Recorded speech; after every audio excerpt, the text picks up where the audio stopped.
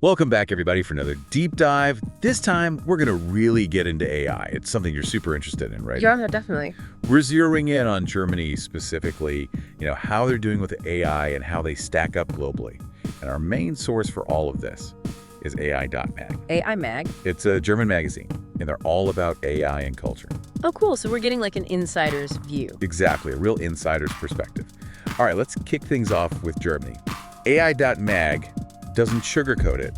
They say, yeah, Germany's making some progress, but they're kind of lagging behind, the big players, the US and China. Why is that? Well, they highlight a few things. One is, political stagnation. It seems like Germany hasn't really, fully committed to a solid national AI strategy. So they need a clear vision. Yeah, and there's also the fact that they don't have a dedicated digital ministry. This means no one's really steering the ship when it comes to AI. So it's like a leadership issue. Kinda. And then there's the problem of each federal state doing its own thing. It's fragmented. Not much unity. Not really, no. And it's weird because Germany's got such a strong foundation in research and engineering. Their universities are top-notch, and they've always been innovators. Right. They're known for that. But they're having trouble turning that research into actual real-world stuff. So the knowledge is there, but the application is missing. AI.MAG even talks about this, Dr. Tina Kluwer. Yeah, she's doing amazing work trying to bridge that gap, but it's still a problem. Is it maybe a cultural thing? Hesitant to change? Could be, but even with all that, Germany's AI scene is growing. There's this thing called German AI Month, or MAI, and it showcases some really cool stuff. A sign of hope. Definitely. It shows they have the talent and the drive. That's great to hear. Sounds like there's huge potential waiting to be tapped. Totally. But AI.MAG is clear to unlock it. They need action. They're calling for AI and tech investment to be a priority in the 2025 elections. Oh, so they're putting the pressure on. Big time. Yeah. They say if Germany doesn't step up, it'll fall behind globally. A wake-up call. Exactly. And they're pushing for a digital ministry, someone with the power to make things happen. Makes you think, if Germany's having trouble, what does that mean for other countries?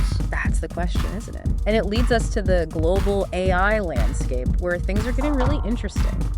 For example, Indonesia joining the BRICS Plus alliance. That's a huge deal.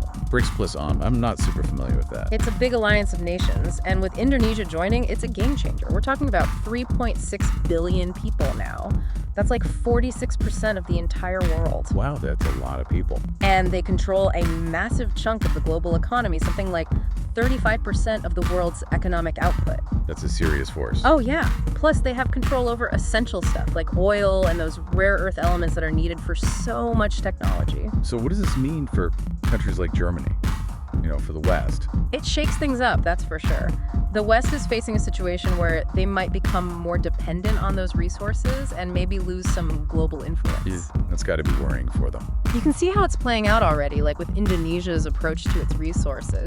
They're getting really strategic. What do you mean? They're not just sitting on their resources, they're actively making moves. They banned exporting raw nickel ore a while back. Why would they do that? It's all about having more control, boosting their economy. They want to encourage domestic processing, adding value to their exports. Makes sense. It's a power play, right? And they're not stopping there. They're thinking about doing the same thing with bauxite and copper. So they're really serious about this. Oh, yeah. They want to build up their own processing industries, and they're getting investment mainly from China. It's clear they want to be major players on the global stage. So this whole BRICS Plus thing, it's a huge shift in power with big consequences for the global economy and even technology. Absolutely. And right in the middle of all this, AI.MAG brings up another fascinating and controversial topic: deep sea mining. Deep sea mining. Now, that's something I've heard about but don't know much about. Isn't that a big environmental concern? It is. Some people think it could solve our resource problems, while others think it's an ecological disaster waiting to happen. And where does Indonesia fit in all of this? Well, they're heavily involved with the International Seabed Authority, the ISA. The ISA? Yeah, they're like the rule makers for deep sea mining. And Indonesia is in a prime position to shape how this whole thing plays out. And you know what plays a big part in all this? Let me guess. AI. You got it. They're using high-tech submersibles with AI for exploration and eventually for mining. Wow, it's like something out of a sci-fi movie. Right. But AI.MAG doesn't ignore the risks. They talk about how the deep sea is largely unexplored, a fragile ecosystem. So it's a tough situation, a real dilemma. We need resources, but we also need to protect the planet. Exactly. Tough decisions ahead. Okay, let's move on from the big picture stuff and zoom in on some specific AI applications that are already making waves. AI.MAG features this company called Energy Robotics, and what they're doing is really cool. Oh yeah, energy robotics. What's impressive is how they're using autonomous robots to completely change industrial inspections. Think about places that are dangerous for humans, like oil rigs or power plants. Places where safety is paramount. Exactly. They've got robots that can read gauges, send alerts if something's wrong, even inspect areas that are too dangerous for people to go. And they can work together like a whole team of robots. A robot inspection crew. Exactly. It's a game changer for those industries, making things safer and more efficient. But does that mean human jobs are at risk? It's a valid concern. As AI and robots get better, we'll likely see a shift in the types of jobs out there. It's not all doom and gloom though, right? Yeah, not at all. Think about all the new jobs that will be created. Designing, building, and maintaining these robots and analyzing the data they collect. So it's a shift, not necessarily a loss. Exactly. We need to adapt, rethink how we educate and train people for the jobs of the future. Now, AI's impact goes way beyond industry. It's changing healthcare too. AI.MAG talks about this company Noskai and their system called ClinicOS. Oh yeah, ClinicOS. What's interesting about it is that it's not just using AI as a tool, it's built entirely around AI. So it's not like adding a fancy new feature to an old car, it's a whole new car. Exactly. And they're very focused on explainable AI. That means doctors understand how the AI arrives at its conclusions. So it's not just a black box spitting out answers. Right. Transparency is key to building trust. It's about empowering doctors, not replacing them. Could this help reduce those scary misdiagnoses that happen? That's the hope. Misdiagnoses can lead to so many problems. Wrong treatments, extra costs, and even harm to patients. If AI can help doctors get it right, it could be a huge win for everyone. Better healthcare, and maybe even lower costs in the long run. AI.MAG also mentioned something about ClinicOS democratizing medical knowledge. What does that mean? Imagine a doctor in a remote area facing a rare condition. With ClinicOS, they could instantly access expertise from specialists anywhere in the world. So it's like connecting doctors everywhere. Exactly. Breaking down barriers and making knowledge accessible. It's a powerful idea. It really is.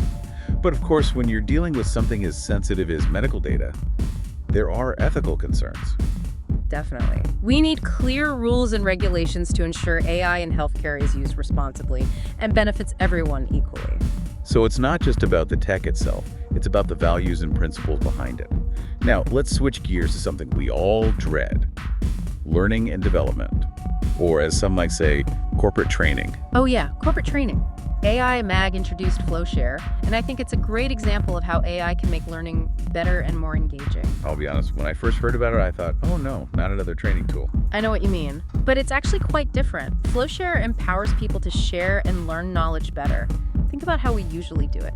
Manuals, presentations, videos. Which can be incredibly boring. And let's be real, people often zone out during presentations, forget what they read, and those training videos, well, they're usually pretty bad. Exactly. And that's where FlowShare comes in. It lets you capture knowledge as you work, automatically turning it into guides, simulations, even AI assistants. Hold on. You're saying I can just do my work, and this thing will create training material out of it. That's the gist. It's like having a shadow that documents every step you take, then turns it into clear instructions. That's impressive. I can see how that would be so useful for onboarding new employees, teaching new software, or even just documenting complicated stuff. Absolutely. And because it runs locally on your computer, it's perfect for companies that are super concerned about data privacy. So no need to worry about sensitive information ending up somewhere it shouldn't. Exactly. It keeps everything safe and sound. But it's not just about security. AI.MAG highlighted how FlowShare fosters a whole culture of sharing knowledge and collaboration. So it's like everyone is learning from each other. That's the idea. Imagine a team working on a big project. They can easily document their progress, share tips, even create simulations to train newcomers. It's like a constantly evolving knowledge base that everyone can access. You got it. It could save so much time, reduce reliance on outside consultants, and create a more agile and adaptable workforce. So it's not just making training faster, it's changing how companies learn and evolve. Precisely. Now, let's shift gears to something a bit more, well, heartwarming. AI for animal welfare. Oh yes, this is where AI can really make a positive difference. AI.MAG has some truly inspiring examples, like preventing animal deaths from collisions with vehicles. And it's not just a rural problem. You see it everywhere, right? Squirrels, birds, even deer sometimes. It's always sad to see. It is. AI.MAG talks about a few cool solutions. Some companies are using AI-powered dash cams that detect animals and warn drivers. It's like having an extra pair of eyes on the road, especially at night. Exactly. And some are going even further, developing systems that deter animals from getting near roads in the first place, like using a combo of sensors, lights, and sounds to create a virtual barrier. So like a safe passage for animals. You got it. They can move freely without risking getting hit.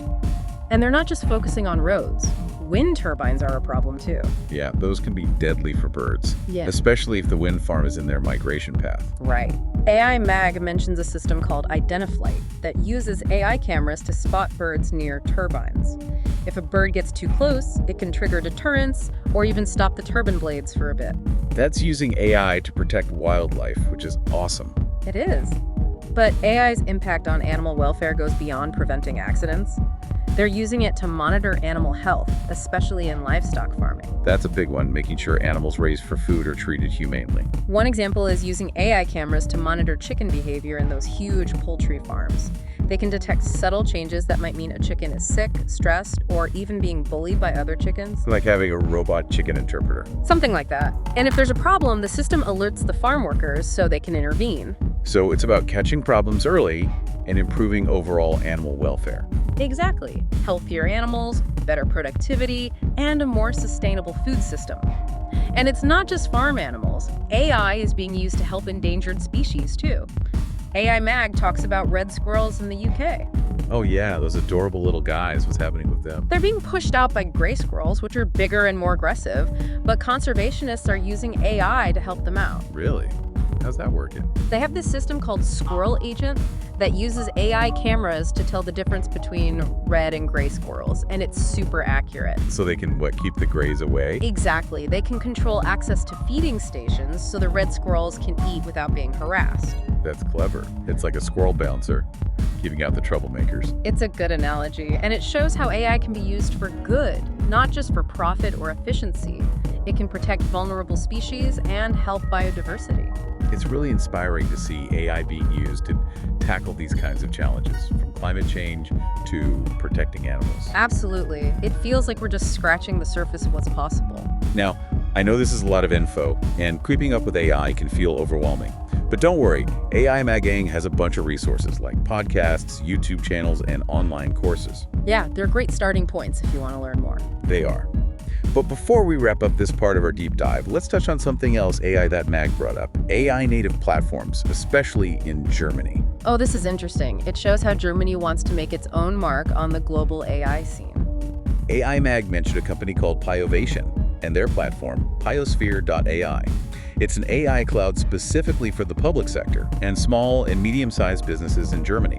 What's so special about it? Well, they're very focused on data privacy, sovereignty, and ease of use, addressing those concerns that many European businesses have about relying on big international cloud providers. So it's like saying, we can do cutting-edge AI, but on our own terms. Exactly.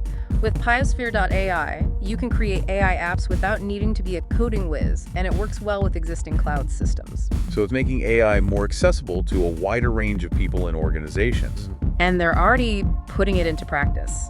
They've partnered with the municipality of Grasbrenn, making it the first in Germany to use AI agents in their administration.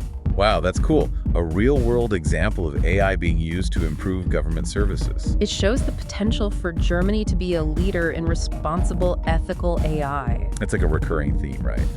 They might be catching up in some areas, but they're determined to do AI their way. With a focus on values and how it impacts society. Maybe that's a model for other countries to follow. Yeah. Now, let's shift gears again and talk about how AI is shaking things up in the world of energy and industry. This is where we see some of the most tangible results, how AI is changing how we power our lives and do business. Absolutely. And one company that stands out is Energy Robotics. What they're doing with autonomous robots is really impressive. Tell me more about energy robotics. Well, they're focusing on using robots to change the way industrial inspections are done, particularly in those dangerous environments we talked about earlier, like oil rigs and power plants. Where it can be risky to send human workers. Exactly. They've developed this really sophisticated software platform that basically acts as the brain for their robots. It combines robot control with cloud-based management and AI for analyzing data. So it's not just about the robots themselves, it's about the software and data behind them. Right, and they're not limited to just one type of robot. They integrate all sorts, like drones, specialized robots for hazardous environments, even walking robots that can climb stairs. It's like a whole inspection team of robots. That's a pretty cool image. But what's the real impact? What can these robots actually do? They can do multiple inspection rounds every day, gathering really high-quality data. And then the AI kicks in, processing that raw data into something that's actually useful. For example, they can take pictures of those old-fashioned analog gauges, and the AI can figure out the reading and even send alerts if something is out of whack. Wow, so it's like having a super attentive robot keeping an eye on everything 24/7, making sure things are running smoothly. You got it. And this isn't just some theoretical idea. Energy Robotics already has over 80 robots deployed around the world, actively doing inspections across 4 continents. Wow, that's a global operation. Each month, those robots monitor over 50,000 inspection points, generating huge amounts of data that the AI crunches to provide amazing accuracy and insights. In fact, most robots in the oil and gas sector today are actually running on Energy Robotics software. That's impressive. It really shows how important this kind of technology is becoming. It's all about addressing those challenges with safety, efficiency, and cost reduction, which are huge concerns in those industries. And it seems like this is just the beginning. It's clear that AI is no longer a futuristic fantasy. It's here and now, changing how we work, learn, and even protect animals. And it's fascinating to see how things are developing in Germany specifically, with their focus on ethical issues, data privacy, and the impact on society as a whole. Maybe their approach is a good example for other countries as we navigate this whole AI revolution. I think so, and it's going to be really interesting to see how those themes of responsibility and putting humans first play out as we dive into AI-powered healthcare in our next segment. Sounds like we're about to enter a whole new dimension of the AI landscape. So we were talking about AI in healthcare and those AI native systems. It's a pretty intriguing concept, but what does it actually look like, in real life? Well, it's a completely different way of thinking. It's not just about, adding a cool AI feature to an existing system. It's about building the whole thing around AI from the ground up. Can you give me an example? Sure. Imagine a doctor using ClinicOS, the AI system we mentioned, to diagnose a patient. They input all the info, the symptoms, medical history, test results, and the AI is analyzing all of it in real time, comparing it to this huge database of medical knowledge. It's like having a super smart medical expert right there with them. Exactly. And what's really cool is that ClinicOS doesn't just give a diagnosis, it actually explains how it got there. Like what evidence it considered, the things it ruled out, how confident it is in the diagnosis. So transparency is key. The doctor knows why the AI is recommending a certain diagnosis.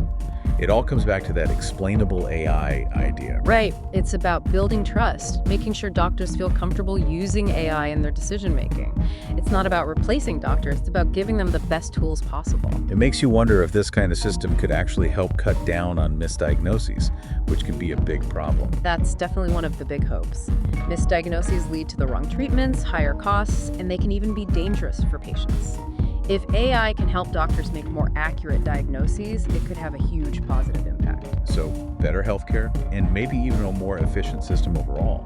AI.MAG also talked about ClinicOS democratizing medical knowledge. I'm curious, what does that actually mean? Think about it this way. A doctor in a rural area, maybe they come across a really rare condition.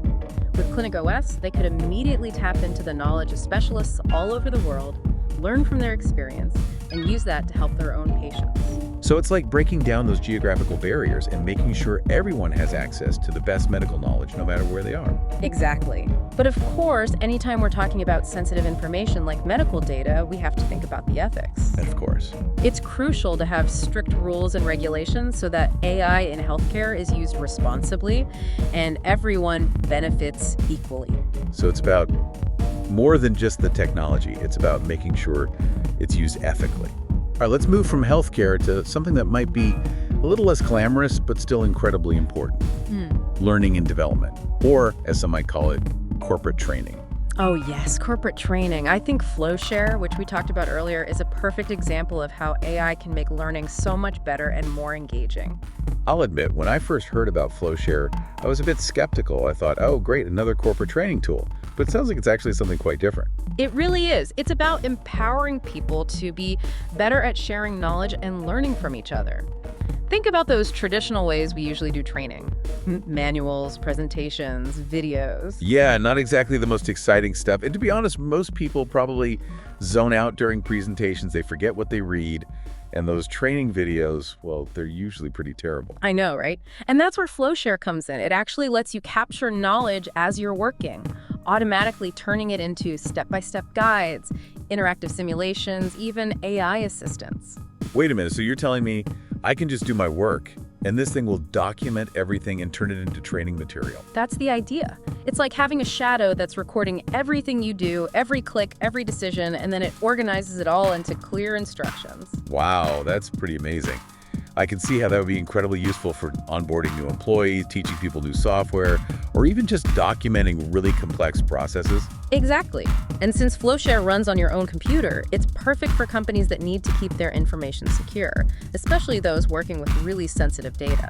So data privacy is built in. Right. But AI.MAG also talked about how FlowShare promotes a whole culture of knowledge sharing and collaboration. So it's not just about making training more efficient, it's changing how people learn and work together. You got it. Imagine a team working on a big project. With FlowShare, they can easily document their progress, share tips and best practices, even create simulations to train new team members. So it's like building this constantly growing library of knowledge that everyone on the team can tap into. Exactly. It could save so much time and money, make teams less reliant on outside help, and create a more adaptable workforce. So it's not just about making training better, it's about changing how companies learn and grow. Well said. Now, how about we shift to something a bit more, well, heartwarming. AI for animal welfare. This is where we're seeing AI make a real difference in the world. Absolutely. I love hearing about this kind of stuff. Me too. AI.MAG has some truly inspiring examples. One of the big ones is preventing animals from getting hit by cars. It's a really sad problem, and it happens everywhere. Yeah, you see it all the time, right? Squirrels, birds, Yeah, even deer sometimes. It's always heartbreaking. I know. But AI.MAG talks about some pretty amazing solutions that are being developed. Some companies are using AI-powered dash cams that can actually detect animals and warn the driver. It's like having an extra set of eyes watching out for animals, especially at night when it's hard to see. Exactly. And other companies are taking it even further, developing systems that can actually deter animals from getting near roads in the first place. They use a combination of sensors, lights, and sounds to create a kind of virtual barrier. So it's like giving animals safe passage, letting them move around freely without the risk of getting hit by a car. That's pretty awesome. It is. And they're not just focusing on roads, wind turbines can be a problem too. Right, I've heard about that. They can be dangerous for birds and bats, especially if the wind farm is in their migration path. AI.MAG actually mentioned a system called Identiflight that uses AI-powered cameras to detect birds approaching the turbones. If it sees a bird on a collision course, it can trigger deterrence or even briefly stop the turbine blades. So it's using AI to protect wildlife in a really smart way. Exactly. But the cool thing is, AI's role in animal welfare goes way beyond just preventing accidents. It's also being used to monitor animal health, especially in livestock farming. That's really important, making sure animals are treated humanely. Definitely. And AI.MAG highlighted a few really interesting examples, like using AI-powered cameras and sensors to monitor the behavior of chickens in those massive poultry farms. It can pick up on subtle changes that might indicate a chicken is sick, stressed, or even being picked on by other chickens. So it's like having a robot chicken whisperer. It's not that far off. And if there's a problem, the system can alert the workers so they can check it out. It's all about catching problems early on and making sure animals are well cared for. Right, and that leads to healthier animals, more efficient farming, and ultimately a more sustainable and ethical food system. And it's not just farm animals, right? They're using AI to help endangered species, too. I remember AI.MAG talking about red squirrels in the UK. What's going on with them? Oh yeah, the red squirrels. They're facing a tough time because of those invasive gray squirrels, They're bigger and more aggressive. But some clever conservationists are using AI to help even the odds. Really? How did that work? They've got this system called Squirrel Agent that uses AI-powered cameras to tell the difference between red squirrels and gray squirrels, and it's amazingly accurate. So they can keep the gray squirrels away from the red squirrels. Exactly. They use it to control access to feeding stations so the red squirrels can get the food they need without being bullied by the grays. That's such a clever idea. It's like having a bouncer at a squirrel party, making sure only the invited guests get in. I like that analogy. It shows how AI can be used for good, not just for profit or efficiency. It can protect vulnerable species and promote biodiversity. It's so cool to see how AI is being used to tackle some of these huge challenges, from climate change to protecting animals. Absolutely. It really feels like we're just at the beginning of what's possible with AI. And I know keeping up with all the developments can feel overwhelming.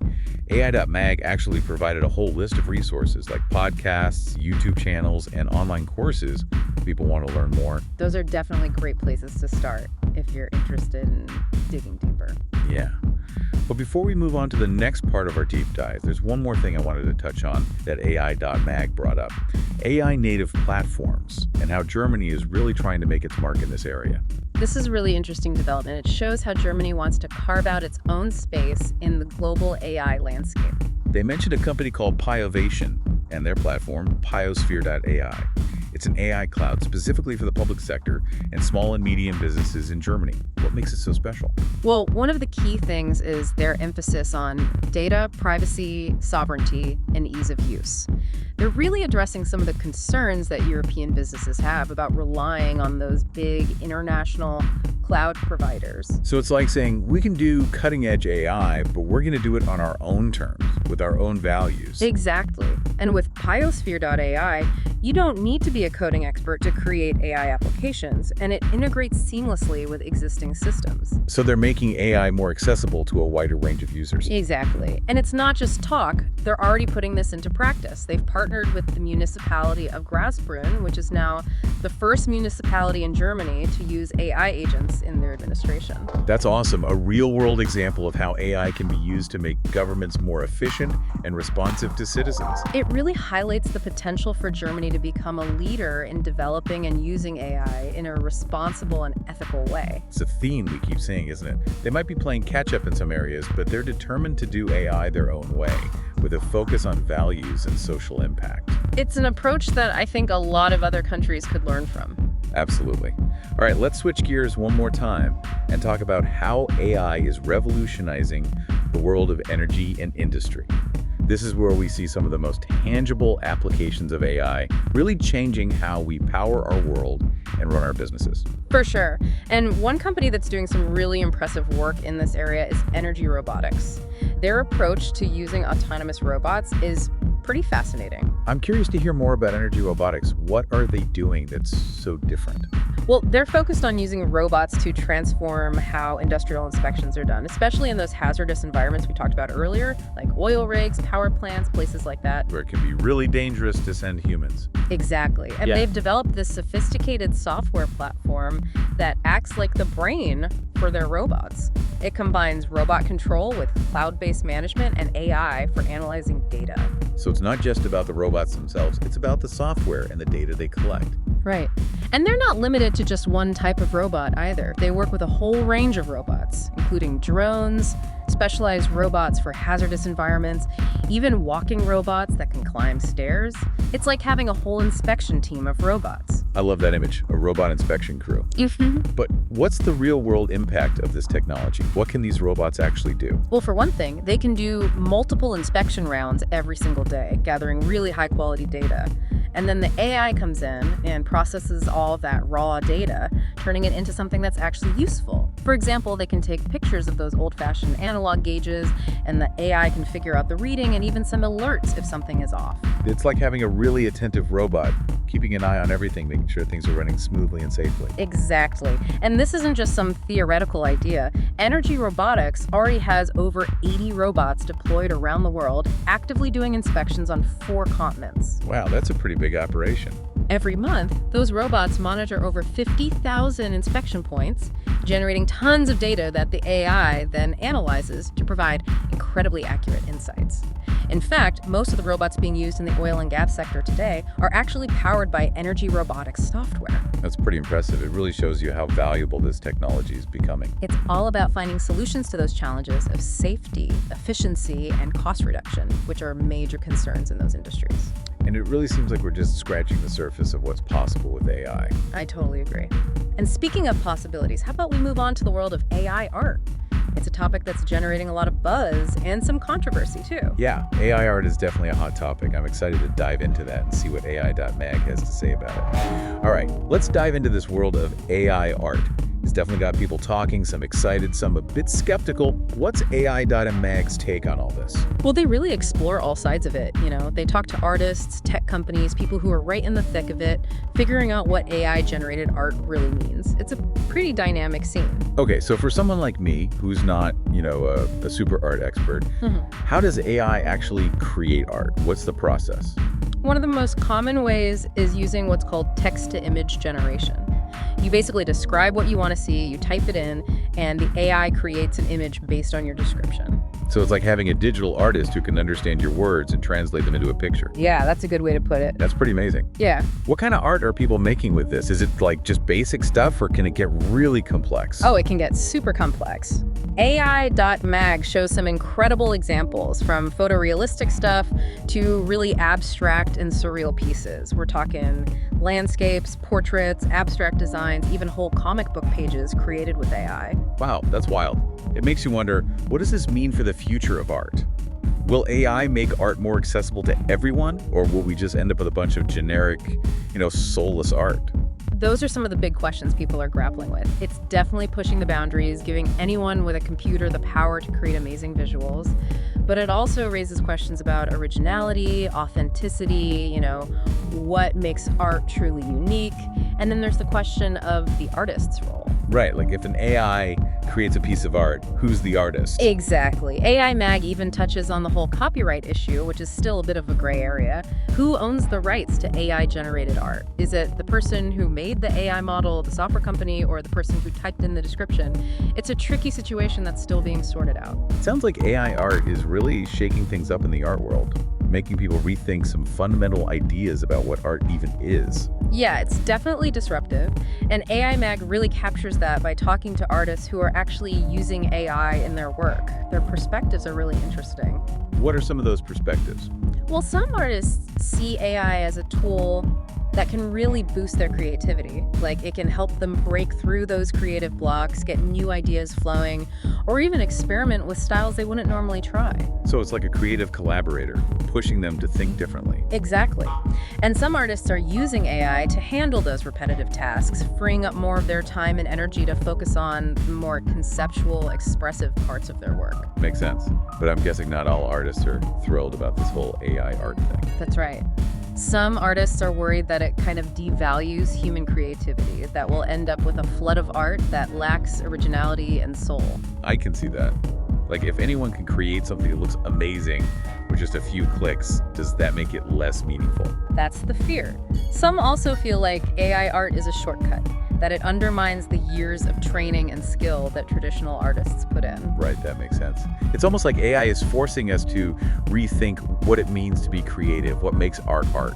It's a really interesting conversation, and it's just starting.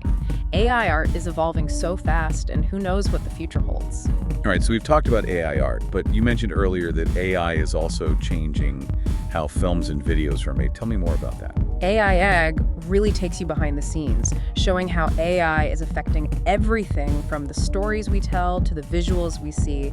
They're using AI for scriptwriting, storyboarding, animation, visual effects, pretty much every aspect of filmmaking. It's like having this whole digital film crew working behind the scenes. And what's really cool is that these tools aren't just for the big Hollywood studios anymore. Independent filmmakers and content creators are using them too.